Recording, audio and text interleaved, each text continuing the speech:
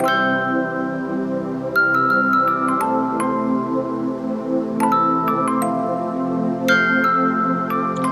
friends, welcome back to my channel. Today I'm going to show you how to make Teachers Day card. I have added belt on the card. It says Happy Teachers Day, and on the card you can see two half-sized flowers with two leaves. When you will open the card, you can see lot of things inside the card. On the back side of the leaves I have added sentiments, and I have added one pencil which opens, and you can paste the picture inside it of your teacher. And I have written a sentiment using golden and silver pen and a handmade teacher figure. And here is a space for pen, also a pen holder.